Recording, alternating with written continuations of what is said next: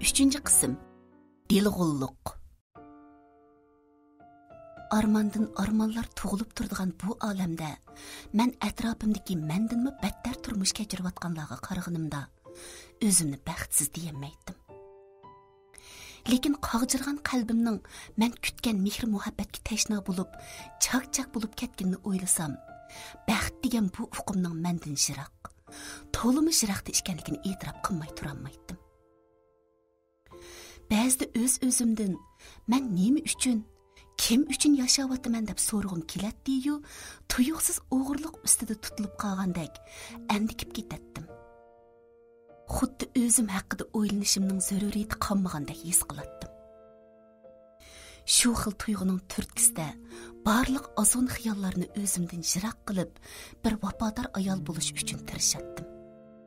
O'zimni bu oilaga qancha urgan siri, ikkimiz o'ttirsidagi qachonlardadir paydo bo'lgan bir ko'rinmas hongning bog'an siri kengayib cho'nqurlashishga yuzlanganligini sezib boratdim. Balkim bu hong bizning nikohimiz o'qilgandan boshlab bor bo'lg'iydi. Balkim men izchil musha hongni tindirish uchun tipirlayotgandim. Yo'ldishimning nazarida men bir layoqatli ayol. Osh tomoqni joyida itib, uyni ratlik tutib, cho'nglarni hurmatlab o'talayman. U menga yaxshi muomala qildi. Meni tillab, urib, so'qmaydi. Shunga men uningdan rozi bo'lishim kerak. Qachon uning shunda qarashda ekanligini his qilgandan keyin, u ikkimizning aslida ikki dunyoga tava odamlardan ekanligimizni, bir oilaga kirganimiz bilan ruhiy jihatdan birlashish bizdan xeyli bak shiroqda ekanligini to'nidim. Bu xil tuyg'u men Ilyar bilan ko'rishgan yilqi kundan keyin texmi kuchaydi. Gerçi men Ilyarga hech nima demagan bo'lsam-mu, qalbimda yoshirgan ayollik tuyg'um kun sari kuchaymoqda edi. O'zimni gunohkordek hisoblab, kun sari jimg'urlashib ketyaptim. Men oilamda, bu kichik dunyorimda hech qanday bir surkilish bo'lib qolishni xohlamaydim. Ko'nglimga shu narsa ayon ediki, agar ayol ikkimiz o'ttirsida har qanday surkilish bo'lib qolsa, mening ruhiy jihatdagi ming bir jafoda qurgan qo'rg'onlarim yemirilishga boshlaydi. O'zimning bardoshlik berolmasligimdan ansiraydim. Mayli nemili demay, mening ajrashgan ayol bo'g'im yo'q edi. Mayli qanday sabab bilan bu to'yga rozilik bergan bo'lay, oxirigacha bardoshlik berish qaroriga kelgan edim. Ilyarni o'ylamaslikka tirishatdim. Gohida u xiyolimga kelib qolganda bir nomusliq tuyg'u meni qiynaydi. O'zimni uning yuz kelanmagandek his qilsam, yana bir tarafda yo'ldishim menga qarab turadi. Mushundaq dilg'ulliq ichida to'y qilganimga-mu 2 yillar bo'lib qoldi. Men hech qo'saq ko'taray demaydim. Odam ba'zida nimani tilisa, shu odamdan qochimdi, kundan kunga bolalik bo'lish istigim kuchaymoqda edi. Bir bola bo'lsa, o'zimni bu oilaga texim ching bog'lanib turdigandek his qilardim. Va darixa. Odam nemiga intizor bo'lsa shu qashqinidek, nemidan qaysi shu odamga yepishib turdi ekan. Bir kuni kashlik tamoq vaqtida Murat tuyuqsizla mendan so'rab qoldi. Sizning Kalpin oilasidagi bir savodishingiz Mushin oyining Gulbog' maktabida ishlaydi ekan-a? Uning tuyuqsizla bu gapni so'rab qilishni o'ylabmi baxmag'ashqa, damonliqqa nima deb javob berishni bilmay turib qoldim. Savoddash bo'lgandan keyin toniydigan siz. Ne bo'ldi? Turib qoldingiz-ku? Uning ko'zlarida ajoyib bir istihzoliq kulgi o'ynaydi. Uning ko'zlariga qarab, bardoshlik bermay qelyapatdim. Darhol o'rnimdan turib, oshxonaga kirib, to'nglatqaga selib qo'ygan choydan ilib, gupilditib ichib etib, o'zimni ozroq sagib qolgandek his qildim. Muratning qachonlarda Ilyarning bu nahiyaga yo'tkilib kelganini bilmadim. Balkim yaqinda bilgandi yoki uzun bo'lgandi. Lekin u nemishqa bu ishni menga deydi. Xiyollarimni davomlashtirishga mumkin bo'lmadi. U agishib oshxonaga kirdi va qo'limni tortib ko'zlarimga tikildi. Nima bo'ldingiz? Tarlab ketibsiz. Hava uncha issiq emas-ku. Qo'limni qo'yib eting, og'irtib etdingiz. Shundaqmi? Necha vaqtdan jimg'irlashib ketishingiz shuning uchunmidi? Hozirgacha uni unutmayapsiz. Shunga bola elishni xohlamadingiz, shundaqmi? Yo'q, undaq emas. U qo'limni teximi chingroq siqdi. Amisi qandoq? Bugun menga javob bering, Aynur. Qo'limni qo'yib eting davatime og'rib ketdi. U qo'limdan tatqinicha mehmonxona uyiga chiqdi va qo'limni silkib qo'yib etdi. Daldanshiginimcha berib, kresloda o'ltirib qoldim. Aynur, men boshdalar sizning sevginingiz borligini, men bilan to'y qilishga roziligingiz yo'qligini, faqat onangizning zo'ri bilanla men bilan to'y qilishga qo'shilganligingizni bilatdim. Lekin nikohning mehri issiq, aman meni yaxshi ko'rib qoladi-ku deb o'ylab, o'zimga tasalli berib kelgan. Yangi to'y qilgan vaqtlarda sizni ko'namayotidi, bag'ansir yaxshi bo'lib ketadi deb o'yladim. Ammo ish men o'ylagan yerdan chiqmadi. Kundan kuniga jimg'irlashib ketdingiz. Hatto men gap qilmasam, menga gapmi qilmagudek darajaga bordingiz. Endi bildim. Hammasi shuning uchunkan. U sizni deb bu yerga o'tkilib ketdi. Balkim ko'rishgansizlar. Hammasi shuning uchunkan. U yana nimalarni dedi, hech nima quloqimga kirmadi. Shu topda uning gap qilmasligini, faqat meni oromimda qo'yishni tilab qilyotdim. Ammo u bag'ansir azvaylab ketyotdi. U tuyuqsiz o'rindan turib, chochlarimdan tortib, yuzimni o'ziga qaratdi. Hey, man qara. Men yumshoq bosh emas. Ayolimning boshqa erlar bilan ishpash tortishib yurishiga qarab turmayman. Mening qo'ynimda yetib, haqni xiyol qilishiga texmi chidab turmayman. Gapimni tushunib otamsan? Yoshlarim taramlab tushmoqda. Shu topda oldimdagi bu insonga nimalarday mening gapimni anglaydigandek emas. U meni kresloga qattiq ishtirib etib, chopinni og'ilcha eshikni zarb bilan yepib etib chiqib ketdi. O'zimni tashlaqnimcha esa deb shig'ladim. Mening necha vaqtdan qolganlarim mushuning uchunmi? U nima uchun menga bunday muomala qildi? Shu tap menga bu oila xuddi qum ustiga qurilgan bir jonsiz modeldek bilinib ketdi. Men qanchalik qilmay turmush shamollari uni asta-asta uchirib ketyapti. Shu ish bo'lib, xeyli uzun vaqtgacha ikkimiz gaplashmadik. Xuddi har ikkimiz bir ishdan o'zimizni qochirayotgandekli edi. Rostilla o'zimizni qochiryapmizmi yoki undaq emasmi? Buningga o'zimmi javob bera olmaydim. Chunki o'zimni xuddi laylayotgandek tuyg'uda edim. Bo'lib o'tgan ishlar haqida yo'ldishimga hech nimani tushundirgim yo'q. Chunki tushundirgidek ishmi yo'q edi. Aradan necha kun o'tib, cho'nglarni yo'qlab kelmoqchi bo'lib, uydan chiqib, mashinaning yoniga kelganda, u tuyuqsiz menga burildi. O'tganda qo'pollik qilib qo'yibdiman. U ishni unutib keting. Uning bu gapiga na rahmat deyishni, na ta'sirlanishni bilmadim. Shu minutda xuddi hujayralarım harakatdan to'xtab qolgandek edi. Dam ilish kuni u atdiganda bir xaridor bilan ko'rishadigan ishi borligini aytib chiqib ketdi.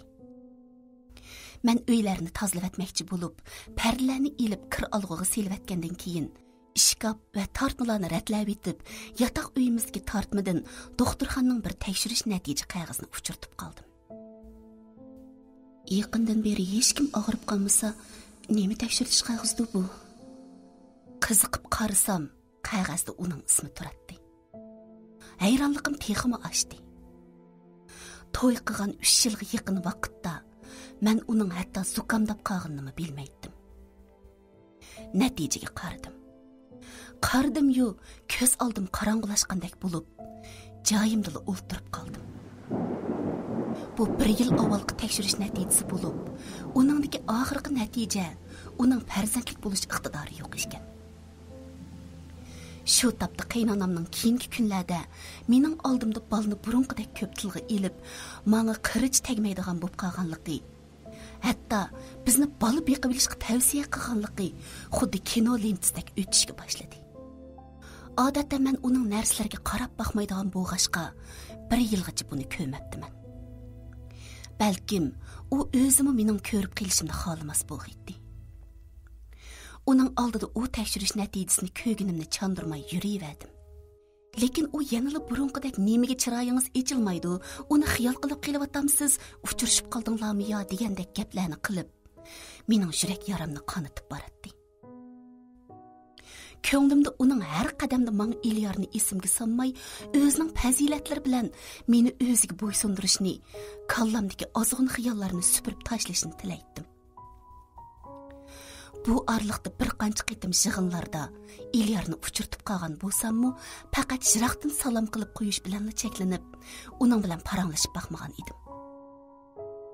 Bir qancha qitim qiz savoqdoshlarining yig'ilishlarida uning hozirgacha birasi bilan yurmay, maktabidagi bir qancha qizning talabini rad qilganligini anglagan edim. Uning tezroq turmushni boshlab olishni o'ylasam-mu, o'ylarimning oxirini chiqarishga ojizlik qilatdim. Hey ayollar, ajoyib bir toyib bashkanmiz.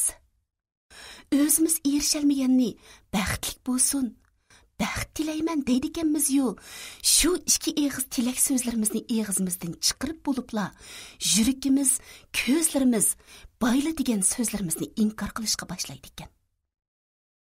Keyingi qismdan Ariya. Odatimning dal aksicha, bu qitimqi safarimda kitob ilib olishni unutgan edim.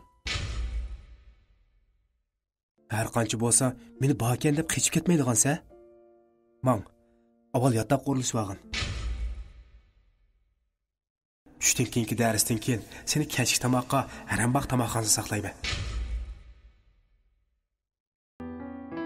4-qism. Ozg'unliq. Ko'z yetkisiz cho'lliklar, ko'jim mahallani orqada qoldirib, mashina bir xil ilgirlamoqda.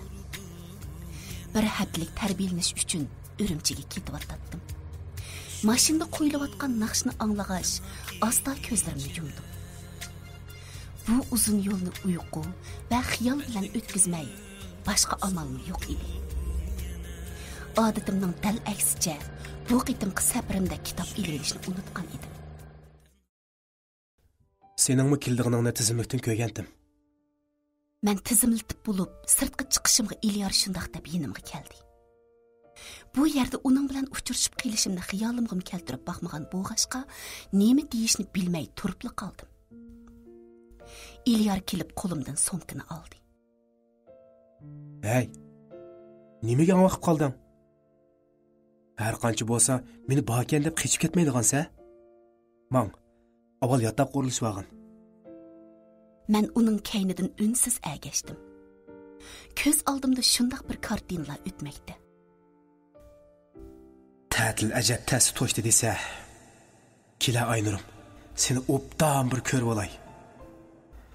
O'rxlab qopsan. Qaynanam sana tamoq bermadimi nima? Oldinga chiqaman deb shuncha qilsam-mo, yana kechikib qopdiman. Xafa bo'lmag'ina Aynurim. Voy, bo'ldi. Domsiyib olsang, bek satlashib ketadi ekansa. Sen satni tashlab, boshqa qizlarning kaynini ketib qolma yana, ha? Qiydishishlar, to'ymay o'g'irliqcha beqishishlar. Hatto qasdan tishiga tegib jili qilishning lazzatimi shuncha tatliq.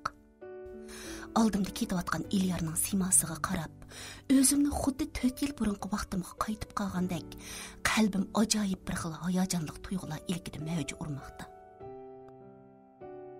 Keldik. Ikki odam bilyotdi ekansizlar. Sen avval narsalarni joylashtirib olgin. Sal turib seni izlayman. Bil tamoq yeymiz juma. U shundoq debla mening javob berishimni kutmay ketib qoldi. Men yotoqqa kirganda qo'shni viloyatdan kelgan xonim allaqachon kelib o'rnashib bo'lgan ekan. Bu qitimqi tarbiyalanish vaqti qisqa bo'lg'ashqa, leksiya va faoliyatlar zich o'rinlashtirilgan edi. Kelgan kuni u garchi birga tamoq yeymiz degan bo'lsa-mu, u kunki tamoq kollektiv o'rinlashtirilgan bo'lg'ashqa chiqmagan edik. Buningdan ko'nglimda bir xil xotirjam bo'lib qolgan edim. Tərbiyəliniş axırlaşdığanğa bir gün qalğan күні, arlıqdakı tənəffüsdə o yenimğa kelib, bir parça qağazni qo'limga tutquzib qo'yibla ketib qoldi. Aynur, o'zingni apqech pishirayotsa, bilyapman. Sendan boshqa narsa talab qilmayman. Tushdan keyingi darsdan keyin seni kechki tomoqqa, harambaq tomoqxonada saqlayman. Seni cho'qim bordi deb bilaman. Darsdan keyin taksiga tushib, u degan tomoqxonaga bordim. U yana avvalgi xushxo'yligi bilan meni qarshi oldi. Lekin men uning oldida o'zimni yoshirmoqchi bo'lgandek, ching tutib o'ltirib Qisqasi, uning mening hozirgi murakkab o'y xiyollarimni bilib qilishni xohlamaydim. Sen amroq tomoqlarni seni saqlamayli buyurib o'tgan. Ko'nglingga olmaysan-ku, ha? Yo'qay, hech qisi yo'q. Noiti shu bir vaqt tomoqqa ko'ngilga og'dak nim batdi. Qara jiddiylashib ketganingni. Uning bu kulishidan o'zimni texim qulaysiz his qildim. Yana qalaymiqan so'zlasang ketmajumu? Men qarg'ina Aynur. Sen yanılı shu Aynur shu. Faqatli o'zgarmabsan. Qo'yilinishlaring, qapoq turishlaringgacha. Bo'ldi. Tamoq yeyli. So'p qolmasin. Qarasan qo'riq kavobga amroqding-ku. Lekin u chaqlarda pulim ko'p bo'lmag'ach, olib beramagandim. Meni kechir. Bunda qilmasligim kerakdi. Lekin u kavobni menga sung'ach shu gaplarni dedi. Mening ko'zlarim bo'lsa yoshga liq to'lgan edi. Men untinsiz uning qo'lidagi kavobni oldim. Biz yenib chiqqanda atrofni gugum qarong'usi o'z qo'yniga olgan bo'lib, yengili chiqqan hilol oy jonsiz nurlari bilan osmonda eslib turardi. Biz taksiga o'ltirib maktabga qaytib keldik. Mashinadan tushgandan keyin u menga burildi. Yurtga qaytamiz. Men bilan 10 minut aylanib kelishga qo'shilasanmi, Aynur? Men javoban uningga agishib mangdim. Havo sovuq bo'lg'achqimikin, maktab ichida odam ancha ko'p emas edi. Aynur, sen baxtlikmi deb so'rab yurmayman. Sening ig'ir o'sinishlaring, muңliq bo'lib qolgan ko'zlaring menga hammani yetib berdi. O'ylan. Hammani boshdan boshlashga imkoniyat bormi? Men uchun ikkimizning yuturib qo'ygan baxtimizni qayta tepilishimiz uchun ajrisha olamsan? Yo'q. Bu ishlarda uning gunohi yo'q. Agar men ajrishiman desam, pek ko'p odamga azor berma. Urug' tuqqanlar o'tirsa so'g'chilik tushidi. Uni tugishib ketadi. Bo'ldi. Bo'ldi, so'zlama Aynur. Endi so'zlama. Menga sening shu gapingni kifoya. Men hozirgacha bir kichikkina umid bilan yashab keldim. Shu kichikkina umid seni qayta tepib olish umidi menga kuch bag'ishlab men bugunga keldim. Endi men ko'zingga ko'rinmayman Aynur. Buningdan 6 yil burun mushundaq bir oqshimi biz Aynur ostida bir-birimizdan ayrilmaymiz deb va'da berishgan edik. Bugunmi yana sana va'da beray. Endi seni avar qilmayman Aynur.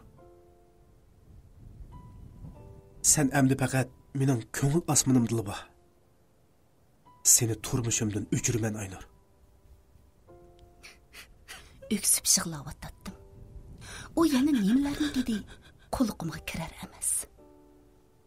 Uning bayiq so'zlari bilan qalbimga yo'shirgan asabiylarim harakatga kelib, uningga o'zimni otdim. Yoshlarim uning qo'yniga singmoqda. U meni chin quchoqladi. U hozir faqat bir so'zni, birla ig'iz so'zni takrorlaydi. Aynurum. Mening Aynurum. Mening Aynurum. Mening Aynurum. Mening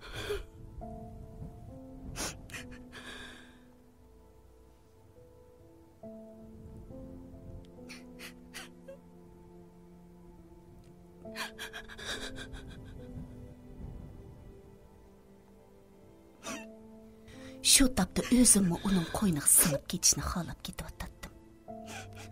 Uningdan yana ayrilib qolg'im yo'q edi. Uni qo'yib etsamla xuddi uni jutirib qo'ydigandek tuyg'u bilan uningga texim bak yepishotdim.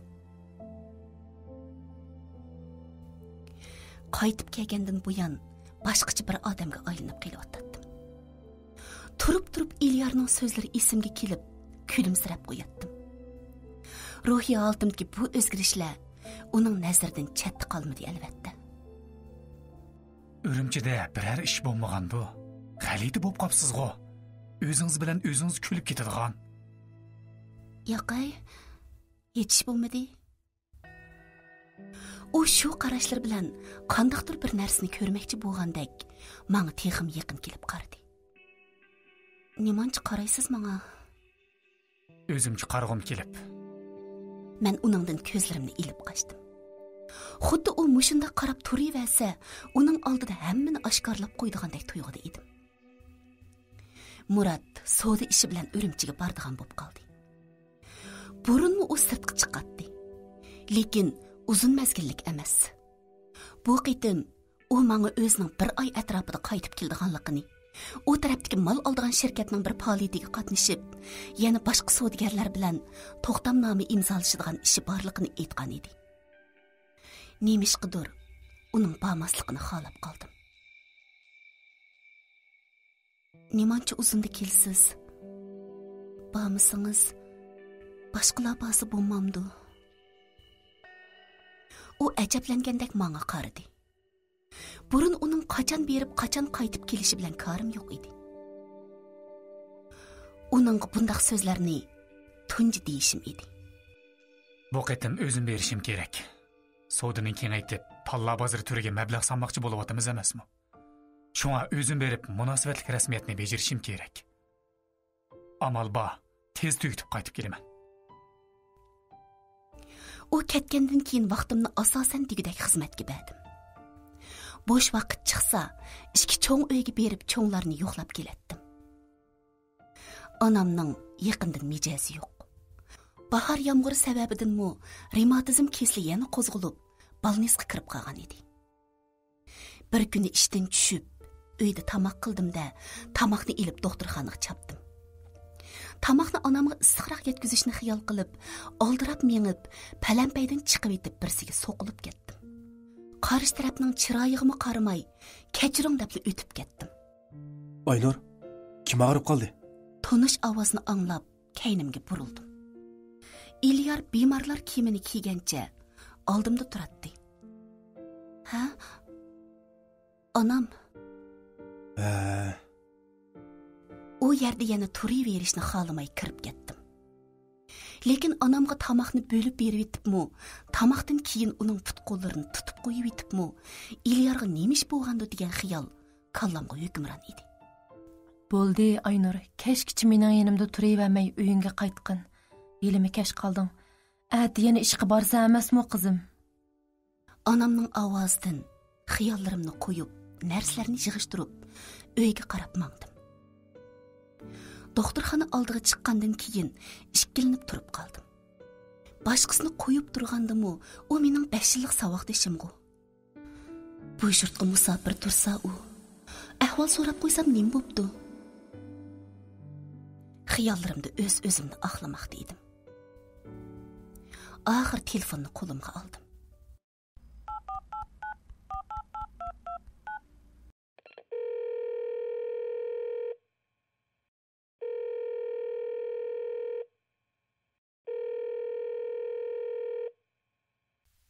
Assalomu alaykum.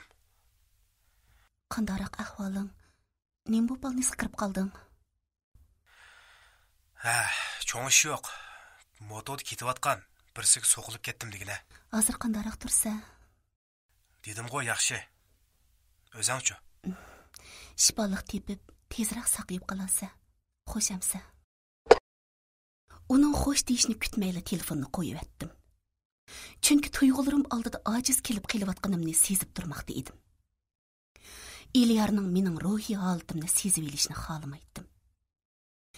Uyga kelib, kiyimlarimni almashtirishni xo'sh yoqmay, o'zimni karvatga otdim. tezroq uxlab qolishni tilab, ko'zlarimni chim yumdim. Biroq bugun kirpiklarim qisqirab qolgandekla, hech ko'zlarim yumilay demaydi. Qancha ching yumgancha ko'z oldimda sansizlagan kartinalar uchib yuradi. Taksiz xiyollar bilan uxlagan bilan uxlamaganning orlig'ida tongni otqizib etdim. Yana ishga berishim kerak. Arliqda İlyarga telefon qilib ahvol so'rab qo'yishni o'ylagan bo'lsam-mu, lekin necha qitim nomerni besib bo'lib, yana qo'yib etdim. Anam Balnesdan chiqqan kuni men Balnes binosining 1-qavatida Balnesdan chiqish rasmiyatini bejarib etib, yana uningga do'qurishib qoldim. O'mi Balnesdan chiqish rasmiyatini bejargan bo'lib, ikkimiz ikki ko'znakdan rasmiyatni o'xshashli bejarib bo'lib, tang degidekla chiqdik. Binoning oldida u meni chaqirdi. Aynor, birga tamoq yeb kelsak bo'lamdi? Tonish birasning uchrab kelishdan xijil bo'lib, atrofimga qaradim. O'zingga o'xshamay qolding, Aynor. Acaba saboqdishing bilan bir vaqt tamoq yeyishga muxijil bo'lib atamsan? Men gap so'zsizla beshimni ma'qulga lingishdim-da, oldida yurib ketdim. Doktorxona oldiga chiqib bo'g'icha, o'mi kaynimdan mashinasini haydab keldi. Mashinaning kayni eshigini ochib chiqdim. Nega mang'inimizni so'ramadim. Har ikkimiz untinsiz edik. Mashinani shahar sirtidagi bir oromgohga akilib to'xtadi. Bu joyning muhiti yaxshi. Tamoqimi xili bo'ldi ekan. Sancha bo'g'idekmi? Sana yarsa mang'imi yaraydi. Ikkimiz bir ayrimxonaga o'rinlashdik. Tamoq yegach, u o'quvchilik vaqtimizdagi qiziqarli ishlarni, xizmatga chiqqandan beri yo'liqqan ishlarni so'zlab berdi. Men anglag'uchi bo'lib, anda-sanda gap qistirib qo'yib, anglab o'ltirib berdim. Rahmat sana Aynur. Meni bugun baxtli qilding. Uning bundoq deyishni o'ylabmi baxmag'ashqa, hayronlik ichida uningga tikildim. Uning ko'zlaridan ajoyib bir nur chaqnab turadi. Ko'zlarimni qochiray debmi qochira olmayotdim. O'zimni shu nur chambarga ichiga kirib qelyotdim. Butun badanim titrab, o'zim emasli bo'lib ketyotdim. Mangayli İlyar. Aramda shunchalik deyaldim. Ketyapmiz. Mashinada qo'yilayotgan muzika shu tab asabiylarimni g'idiqlab, fikrimni chachatdi. İlyar, biz endi ko'rishmaylik. U mashina jaqqida tormozladi-da, muzikani to'xtatib, men qaradi. Bayan nima deding? Qayta degina? Biz ko'rishmaylik deyaptimi? Buning har ikkimizga foydasi bor. Men degan eri bor, to'y qilgan ayol. Gapingni deb bo'ldingmi? Sen nimandaq shaxsiyatchi bo'lib ketding, Aynur? Men senga boshqa gap qildimmi? Men bilan bir vaqt tamoq yeb qo'yganga davatgan gapingmi bu?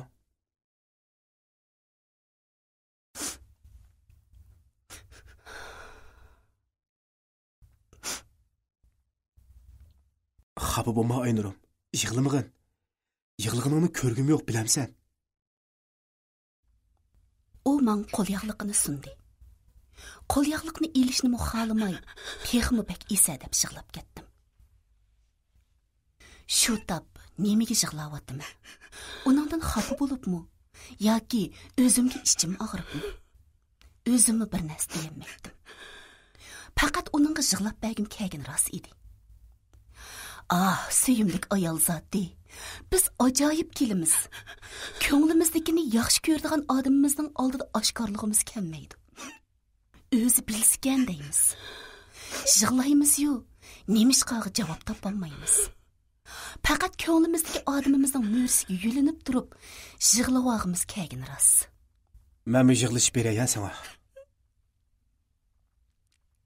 Qara. Yig'lab satlashib ketganingni. Yig'lama desam unumaysan. Shu gap bilan texmi bek yig'lashga boshladim. U mo'ramdan asta o'ziga tatdi. Qo'llari yanada burunqidek chochlarimni yenik silaydi.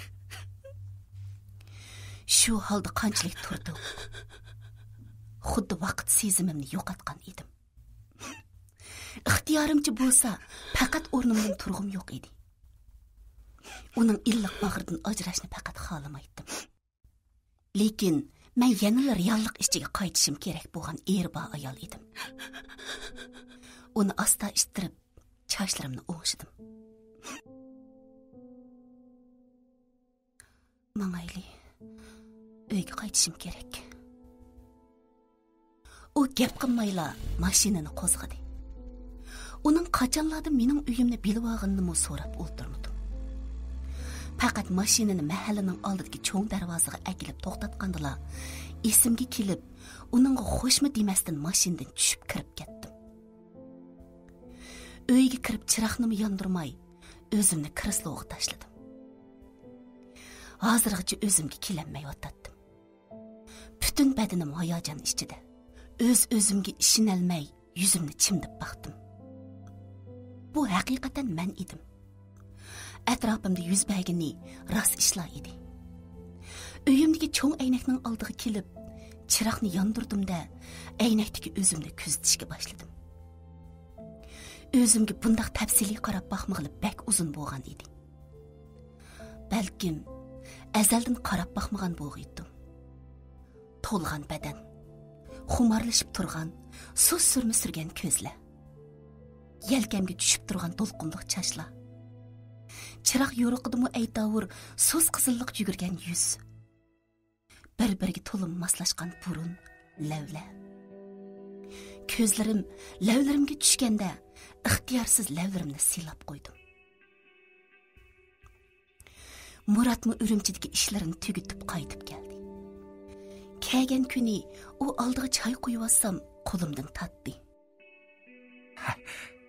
Bir ay bo'lmasam, ajab chiroyliqlashib ketibdi-ya mening xotinim. Qiziq gap qildikansiz. Odam birda satlashib, birda chiroyliqlashib qolamdi-ku. Rost aytman. Boshqacha chiroyliq bo'lib ketibsiz. Muhabbat odamni go'zal qiladi degan gap rostmi? Burunmi chiroyli eding. Hozir texmi chiroyliqlashib ketding. Yeningni manba emasmi Aynurim?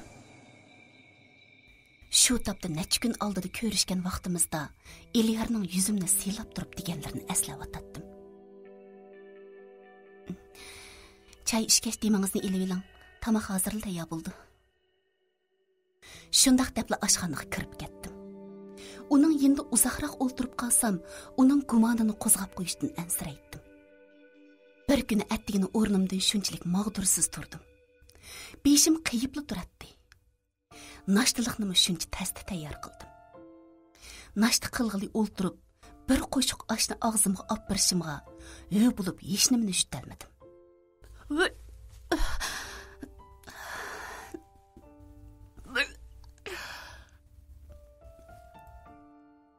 Muratga necha kundan oshqoznim og'riyotganini, dori issam yaxshi bo'lib qolganimni aytib, ishga mangdim. 2 soat darsimni o'tib bo'lib, doktorxonaga mangdim. Gumonimning rost bo'lib qolmasligini tilaydim. Agar shundoq bo'lib qolsa, qandoq bir taraf qilishni bilmaydim. Muborak bo'lsin, bo'yingizda baka. Qadamlarim shuncha eg'ir. Bu xabarni kimga yetkazim? Muratqimi, Ilyorg'imi? Shu tap kallam qarangli bo'lib qoldi. Endi ortiq gapning hojati qolmadi Aynur. Ajrashqin. Balamni tushirib yetaman deguchi bomba. Balada gunoh yo'q. Ikkinglarni o'zim boqaman. Lekin Ilyor, lekin pekellaringni qo'y. Sen deyamsan o'zim deyman yo'ldishingga. Qachongacha sen eslab yuriydi u? Yo'q, o'zimday. Lekin menga vaqt bergin Ilyor. Keyingi qismdan Ariya. Bu kunlarda Murat to'limi kuyimchan bo'lib, ko'pincha vaqtda uyda bo'lib ketib o'tadi. Aynur, men ketdim. Hammani bildim. Men demisam, qandoq bilgandi o deb hayron bo'lma. Yuqori suratli yo'lning aylanma yig'izida qatnash vaqasi yo'liqibdi. Yo'ldan o'tayotganlar bizga xabar qilibdi. hozir doktorxonaga ilib ketyapmiz. Ahvoli xatarlik.